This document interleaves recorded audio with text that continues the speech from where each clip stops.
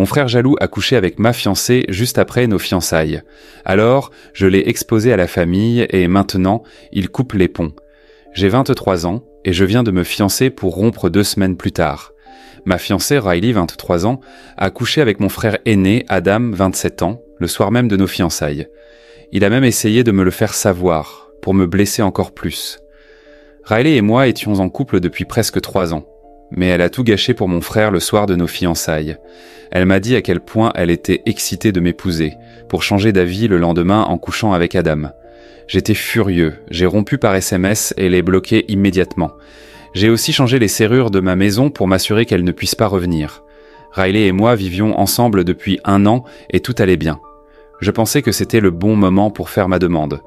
Je n'aurais jamais imaginé qu'elle me trahirait avec Adam, surtout que nous avons toujours eu une relation toxique. Adam et moi ne nous sommes jamais entendus. Mon père est mort dans un accident quand j'étais jeune bébé, et je n'ai aucun souvenir de lui. Adam a passé du temps avec lui et se souvient mieux de lui. Adam et moi avons toujours eu une relation compliquée. Il ne m'a jamais aimé et en grandissant, il était mon pire ennemi. Il me harcelait constamment, et comme notre mère était mère célibataire, elle n'avait pas beaucoup de temps pour intervenir dans nos disputes constantes, car elle devait subvenir à nos besoins. Notre oncle, le frère de mon père, venait souvent et essayait d'aider autant qu'il pouvait. Ma mère est restée en contact avec la famille de mon père, même après sa mort, pour maintenir ses liens. Mon oncle est vraiment la seule figure paternelle que j'ai eue, et je me tourne encore vers lui pour des conseils aujourd'hui. En revanche, pour Adam, notre mère était son roc. Bien qu'elle n'ait jamais montré de favoritisme, il était clair que si elle devait choisir, ce serait Adam, ce qui alimentait encore plus ma rivalité avec lui. Je voulais désespérément être son préféré aussi. Malheureusement, j'ai toujours été considéré comme le souffre-douleur. Je n'étais pas bon en sport et scolairement, j'étais moyen. J'étais maigre et n'avais aucun talent particulier, alors j'ai grandi avec une faible estime de moi. Cela rendait difficile pour moi de socialiser, de me faire des amis ou d'être populaire. J'étais extrêmement introverti et restais souvent seul. Adam, en revanche, était l'opposé. Athlétique, bon élève et différent de moi. Je me sentais toujours inférieur à lui. Même si personne ne le disait à voix haute, je savais que tout le monde nous comparait et me considérait comme le moins réussi des deux. Avec le temps, j'ai appris à vivre dans son ombre, le laissant me marcher dessus.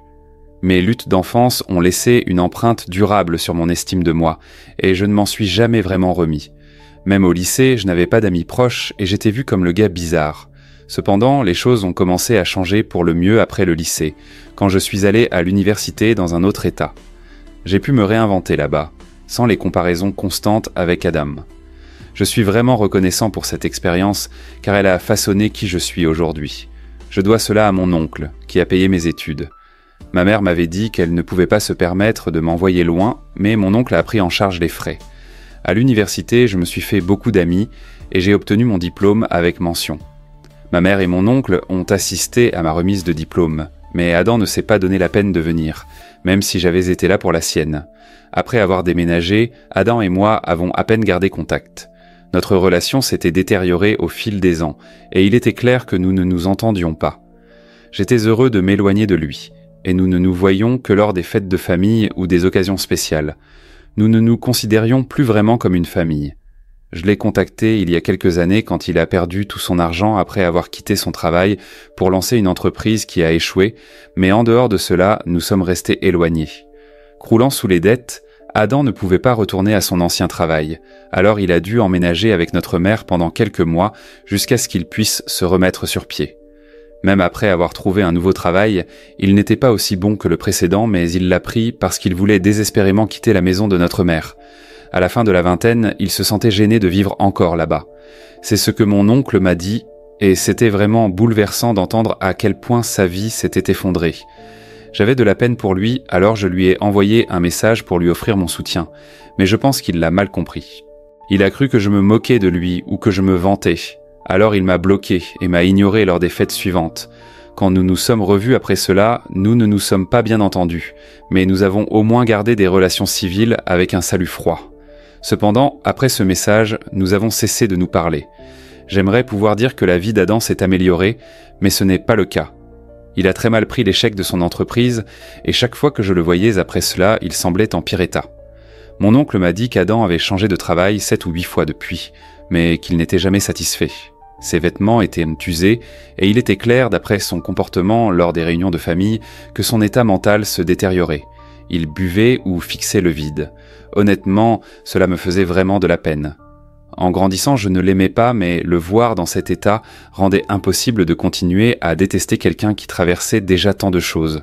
Mon oncle essayait toujours de l'impliquer dans nos événements familiaux, mais Adam ne semblait pas intéressé et partait toujours tôt. J'ai aussi commencé à amener Riley à ces rassemblements après 1 an de relation. Elle connaissait Adam et s'inquiétait pour lui, mais il n'y avait pas grand-chose que nous puissions faire. Avance rapide jusqu'à nos fiançailles, il y a 2 semaines. Riley et moi étions chez mon oncle pour son anniversaire. Je lui avais demandé à l'avance si c'était d'accord pour moi de faire ma demande pendant la fête, et il était d'accord. Comme toute la famille Joe serait là et que la maison de mon oncle avait un beau jardin, cela semblait être l'endroit parfait. J'avais même invité les parents de Riley, mais ils n'arriveraient maintenant qu'après la demande pour qu'elle ne se doute de rien. Après que mon oncle ait coupé le gâteau, j'ai emmené Riley dehors et j'ai fait ma demande. Elle a dit oui, et nous sommes retournés à l'intérieur pour annoncer la nouvelle à tout le monde et célébrer. J'ai remarqué qu'Adam est parti juste après l'annonce, mais je n'y ai pas prêté attention. Il partait toujours tôt, donc ce n'était pas inhabituel. Riley et moi avons passé une excellente soirée, mais elle n'a rien mentionné à propos d'Adam ou de son comportement étrange par la suite, ce qui était bizarre car elle en parlait habituellement lorsque nous assistions à des événements familiaux. Nous étions tous les deux très fatigués et un peu ivres, alors je me suis endormi dès que j'ai touché l'oreiller. Vers 2h du matin, je me suis réveillé pour aller aux toilettes et j'ai remarqué que Riley était toujours sur son téléphone. Quand je lui ai demandé à qui elle parlait, elle a dit qu'elle annonçait nos fiançailles à quelques amis. Cela semblait innocent, alors je n'y ai pas prêté attention et je me suis rendormi. 2 jours plus tard, alors que j'étais au travail, j'ai reçu une série de SMS d'Adam. C'était complètement inattendu, puisqu'il m'avait bloqué la dernière fois que nous avions parlé. Les messages étaient un des captures d'écran de ses conversations avec Riley, où ils planifiaient de se retrouver et de coucher ensemble. Tout a commencé quand Adam a contacté Riley pour la féliciter de nos fiançailles. Elle lui a demandé pourquoi il était parti tôt et il a dit qu'il était contrarié et ne voulait pas s'immiscer dans notre bonheur.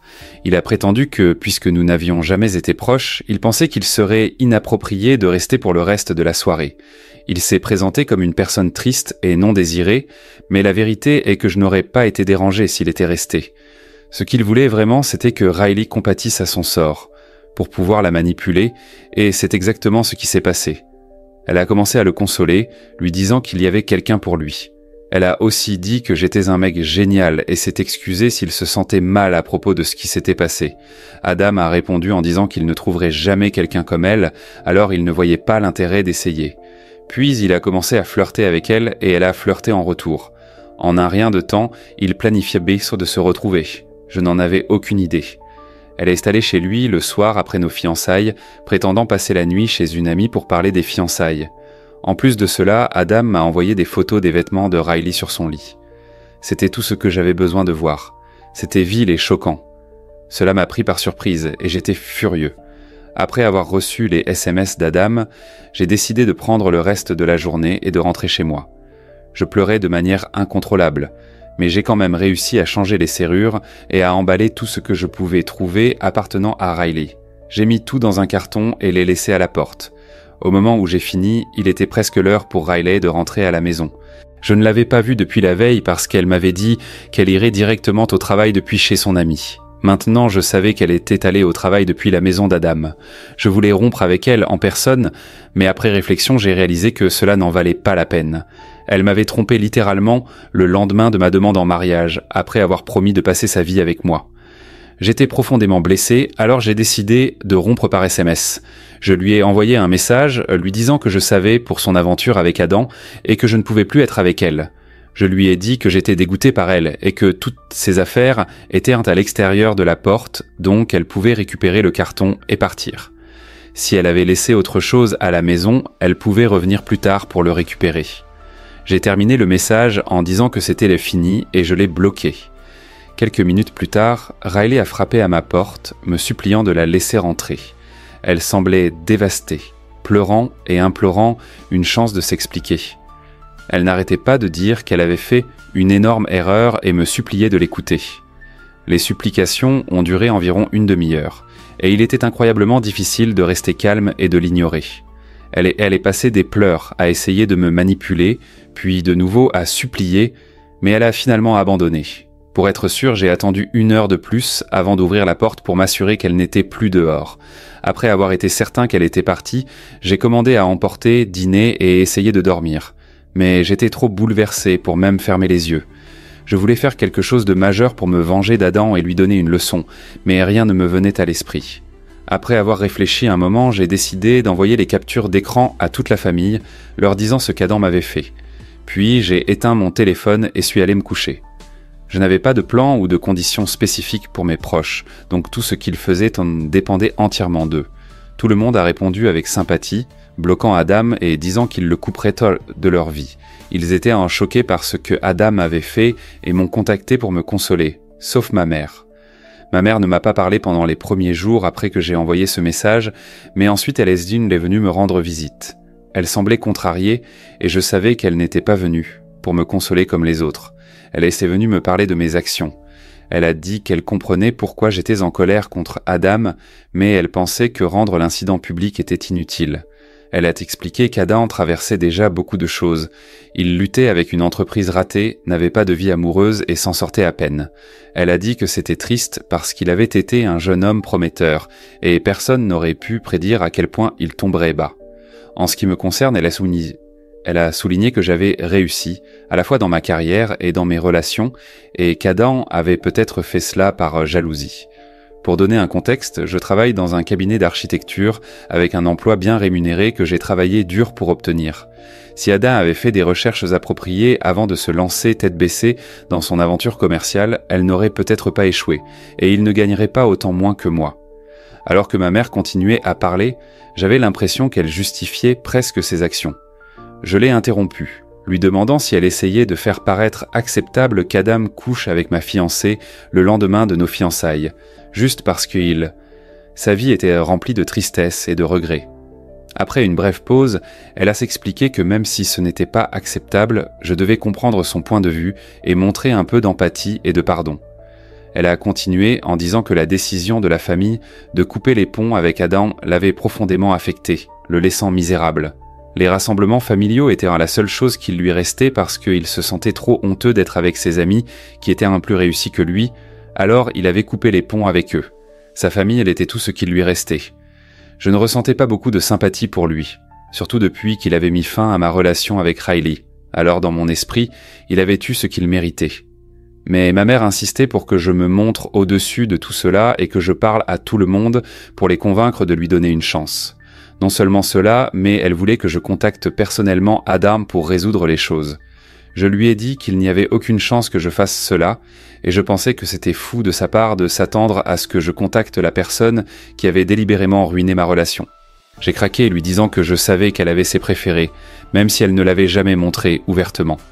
Je me sentais comme si elle me le faisait remarquer, et me faisait sentir terrible. Je lui ai dit que si j'avais traité Adam comme il m'avait traité, elle n'aurait pas essayé de le justifier. Elle aurait été furieuse. Elle a essayé de le nier, mais nous avons fini par nous disputer, et cela s'est transformé en une dispute enflammée. Elle est devenue bouleversée et est partie en trombe, disant qu'elle ne me parlerait plus jusqu'à ce que je contacte Adam et essaie de me réconcilier avec lui. Cela fait quelques jours depuis, et mes proches auront pris de mes nouvelles, surtout mon oncle, qui m'envoie un message tous les jours. Riley m'envoie aussi des messages de temps en temps, espérant me reconquérir ou au moins avoir une conversation, mais je ne lui ai pas répondu. Je ne l'ai pas encore bloqué, mais je sais que je le ferai éventuellement. La seule personne dont je n'ai pas eu de nouvelles depuis la dispute est ma mère, et je me sens mal à ce sujet. J'ai toujours su que mon frère était son préféré, même quand j'étais enfant, mais elle ne l'a jamais montré ouvertement. C'est-à-dire jusqu'à maintenant. Je suis confus par ce qu'elle a dit, et même si je ne suis pas déprimé, je veux ma mère dans ma vie. Cependant, je ne peux pas être d'accord avec sa position sur Adam et Riley. Alors, qu'en pensez-vous ? Ai-je eu tort d'envoyer à ma famille la preuve que mon frère et ma fiancée m'avaient retrompé ? Mise à jour, les retours ont été écrasants, et je suis reconnaissant pour tout le soutien et les conseils que j'ai reçus. C'était rassurant d'entendre que tant de personnes pensaient que je n'avais pas tort parce que les mots de ma mère m'avaient vraiment fait douter de moi-même. Cependant, il est clair maintenant que je n'ai pas besoin de contacter qui que ce soit, et je ne devrais pas me sentir obligé de le faire. J'ai aussi parlé à mon oncle du comportement de ma mère. Je n'avais partagé cela avec personne auparavant, parce que cela semblait trop personnel, mais je me suis senti mieux après lui en avoir parlé. Il a admis qu'il avait remarqué le favoritisme de ma mère envers Adam, même si ce n'était pas toujours évident. Il a reconnu à quel point cela avait été douloureux, surtout en sachant à quel point je tenais à Riley. Et pourtant, elle n'avait aucun scrupule à coucher avec Adam, même si elle connaissait notre relation. C'était douloureux, mais je vais plutôt bien maintenant. Je ne suis pas complètement remis de Riley, mais j'y arriverai. Ce qui m'inquiète vraiment, c'est ma relation avec ma mère. Je ne veux pas perdre cela, mais si elle continue à prendre le parti d'Adam, je ne vois pas comment nous pouvons nous réconcilier. Mon oncle pense que je devrais simplement abandonner tout espoir qu'elle change. Il connaît bien ma mère, et une fois qu'elle a pris sa décision, elle ne bouge pas. Il a également souligné qu'elle rendait visite à Adam presque tous les jours depuis que nous avions coupé les ponts avec lui, ce qui fait mal. Elle fait toujours tout son possible pour prendre soin de lui, même si c'est moi qui ai perdu une relation importante à cause de lui. Mais je comprends que je ne peux pas changer la situation, et parfois, comme mon oncle me l'a appris, je dois simplement accepter les choses telles qu'elles sont et passer à autre chose. Cela avait du sens, mais elle n'était pas intéressée par la vérité. Son seul souci était de s'assurer qu'Adam recevait tout le soutien dont il avait besoin. Très bien pour moi, je suppose. Mise à jour 2, cela fait presque 2 semaines que j'ai rompu avec Riley. Elle m'a contacté presque tous les 2 jours pendant 1 semaine après la rupture, puis a arrêté, réalisant probablement que me supplier de la reprendre ne changerait rien. Je n'ai aucune envie de lui parler ou d'entendre son explication. Je ne comprends même pas pourquoi elle pensait que s'expliquer ferait une différence parce que, pour moi, rien ne justifie la tromperie. Et c'est ainsi. Hier, elle m'a recontacté et a dit qu'elle voulait passer récupérer ses affaires. C'est alors que j'ai enfin répondu. Maintenant, les choses allaient devenir sérieuses. Je lui ai dit qu'elle pouvait passer aujourd'hui puisque je prenais ma journée et que je pensais sans qu'il serait plus facile d'en finir. Elle était venue envers midi et j'ai immédiatement vu qu'elle était contrariée. Elle semblait épuisée, n'a pas fait de contact visuel avec moi une seule fois et semblait mal à l'aise tout le temps. Je ne lui ai pas parlé non plus. Après l'avoir laissée entrer, il y a eu un silence gênant pendant qu'elle emballait ses affaires alors que j'étais assis sur le canapé, gardant mes distances. Une fois qu'elle a eu fini, elle a dit qu'elle partait. Même si j'avais beaucoup à dire, je me suis contenté de dire au revoir et suis retourné à mon téléphone. Elle ne méritait pas plus que cela. Et après cela, elle était partie pour de bon. Cela semblait bizarre, mais d'une manière positive. Maintenant, je n'ai plus à lui parler, ou à être rappelé d'elle par des objets dans la maison ou ses messages. Je l'ai bloquée peu de temps après son départ, et j'ai décidé de me détendre en regardant notre film préféré, mais cette fois, seul. Toujours aucune nouvelle de ma mère. Mais avec le temps, il devient plus facile de l'accepter. Au moins maintenant, je sais avec certitude qu'elle n'aurait jamais pris mon parti dans cette affaire. Elle n'est pas Adam, donc peu importe ce que je faisais pour elle, cela n'aurait jamais été suffisant. Honnêtement, je suis fatigué d'essayer. Mon oncle m'a dit qu'il s'était également disputé avec elle en me défendant et maintenant, ils ne se parlent plus non plus. Je n'arrive pas à croire qu'elle sacrifierait sa relation avec nous deux juste pour défendre Adam, sachant qu'il est un abruti. Cela n'a aucun sens pour moi. Mais si c'est ce qu'elle veut, alors très bien. Mise à jour 3. Cela fait 1 mois depuis mon dernier message. Je n'arrive pas à croire que je me plaignais encore de l'amour de ma mère il y a 1 mois. Mais je vais mieux maintenant, et je ne me soucie plus vraiment de son opinion. Elle est aussi égoïste et délirante qu'Adam, et c'est probablement pourquoi ils s'entendent en si bien. Ils sont tous les deux des personnes terribles, et j'ai eu la malchance d'être apparenté à eux.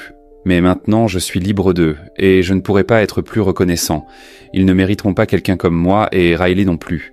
J'ai toujours été trop bien pour eux, et s'ils ne pouvaient pas le voir, tant pis pour eux, c'est leur perte.